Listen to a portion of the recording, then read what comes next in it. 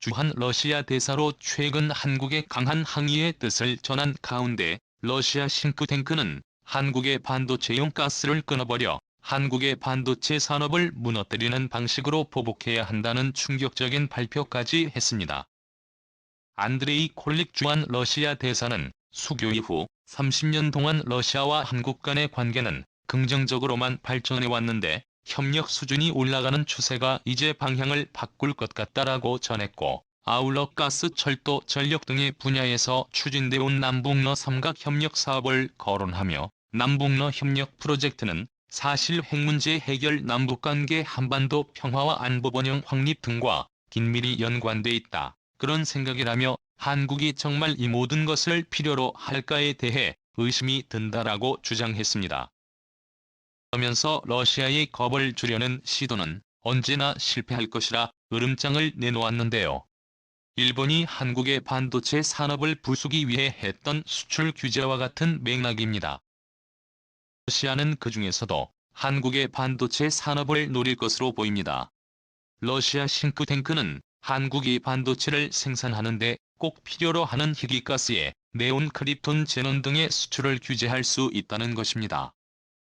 대우는 반도체 웨이퍼에 미세 회로를 새기는 노광 공정에서 주로 사용되고, 크립톤과 제논은 반도체 회로 모양을 뺀 부분을 깎아내리는 식각 공정에 쓰이기 때문에 꼭 필요한 존재입니다. 지난해 한국은 이들 가스 절반가량을 우크라이나와 러시아에서 수입했습니다. 네온 수입액 가운데 우크라이나 러시아산 은이 18%, 그런데 우크라이나 23%, 러시아 5%죠. 크립톤은 우크라이나 31%, 러시아 17%로 총 48%이고 제논도 49%를 이들 나라에서 들여왔습니다. 우크라이나 18%, 러시아 31%입니다. 제논을 제외하면 모두 우크라이나의 비중이 압도적으로 높습니다. 더 러시아가 우크라이나를 완전히 장악하지 못할 경우 러시아가 대대 한국 반도체 수출 규제를 가해도 거의 타격을 줄 수 없다는 것입니다. 벨라루스 국경에서 극적으로 성사된 우크라이나와 러시아의 첫 회담이 끝난 직후 우크라이나가 파격적인 발표를 했습니다. 영상으로 유럽연합 가입의 향서에 사인하며 즉시에 승인해달라고 호소한 것인데요. 놀랍게도 이 소식을 들은 우르줄라 폰데어 라이엔 유럽연합 집행위원장에 우크라이나의 유럽연합 가입을 지지한다고 밝힌 것입니다. 나아가 폰데어 라이엔 위원장은 유로뉴스 방송과의 인터뷰에서 그들은 우리 중 하나이며 우리는 그들의 가입을 원한다라고 말했습니다. 인터뷰는 유럽연합이 우크라이나 지원 세부 방안을 발표한 뒤에 이루어졌습니다.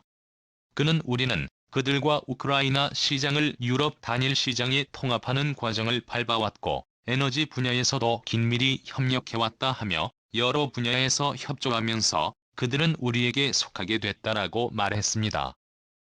우크라이나가 유럽연합에 가입하게 되며 현재 상황은 완전히 뒤바뀌게 됩니다. 우크라이나를 건드리는 것은 곧 유럽연합 전체를 건드린 것이고, 그렇게 되면 푸틴 러시아 대통령은 이제 유럽연합이라는 거대한 통합체와 싸워야 합니다. 이미 유럽연합의 우크라이나 지원용 무기 구입 비용 등 5억 유로 규모의 지원을 공식 발표했는데요. 우크라이나가 유럽연합에 포함된 뒤에 지원 규모는 지금의 10배 아니 최대 7배까지도 늘어날 수 있습니다. 뿐만 아니라 독일과 프랑스, 이탈리아 등 유럽연합 핵심국들의 파병까지 이루어질 수 있습니다. 최근 유럽에 미국이 주도하는 나토 대신 유럽국들끼리 강력한 연합을 만들려는 움직임을 보이고 있는데요. 새로 만들어질 유럽연합군이 얼마나 강력한지 전 세계에 똑똑해 보여줄 수 있는 너무나 좋은 기회가 바로 지금이라 판단하고 있는 것으로 보여지고 있습니다. 50년 전 세계 패권을 쥐던 유럽의 최강국들이 지금은 상대적으로 약해진 것은 사실이지만 유럽연합이라는 거대한 통합체는 러시아가 감히 도전조차 해보진 못할 만큼 여전히 너무나도 막강합니다. 러시아가 한 해 쏟아붓는 국방내산이 80조가 안 되는데 유럽연합의 국방내산은 300조에 육박합니다. 상대가 안 되죠. 즉 러시아는 결국 우크라이나 점령에 실패할 수밖에 없고 러시아가 주장하고 있는 대대 한국 반도체 수출 규제도 위협적이지 못할 것입니다. 이뿐만이 아닙니다.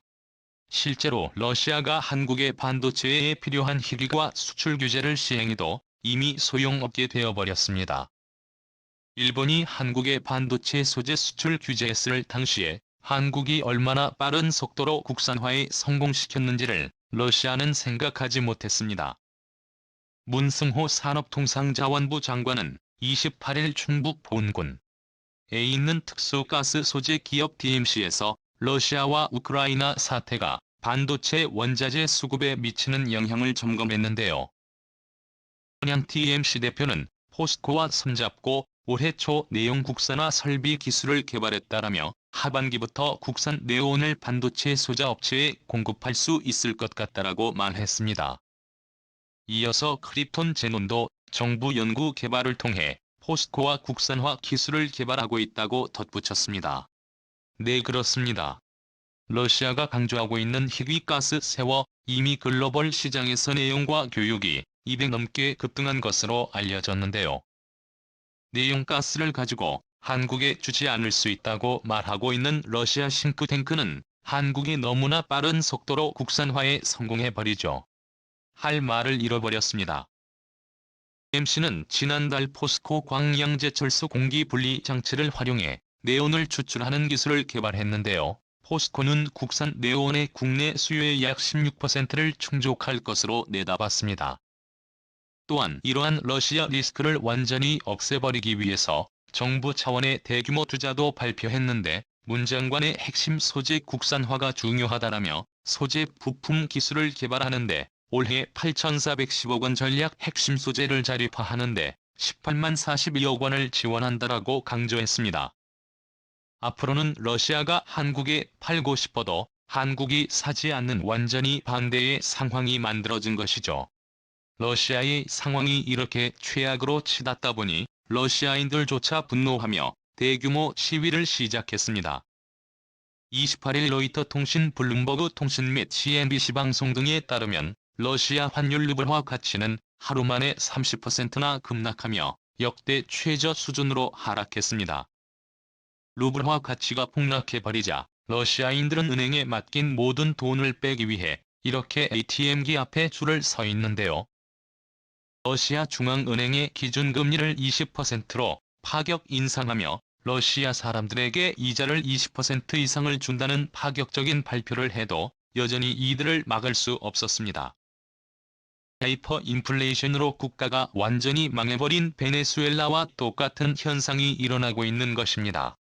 러시아가 제2의 베네수엘라로 전락하게 되면 푸틴 러시아 대통령의 지지율은 순식간에 폭락하게 될 것이고 우크라이나에서 러시아군을 철수할 수밖에 없게 됩니다. 전쟁을 할 돈이 없기 때문이죠. 오늘도 감사합니다. 최고로 멋진 하루 보내시길 바랄게요.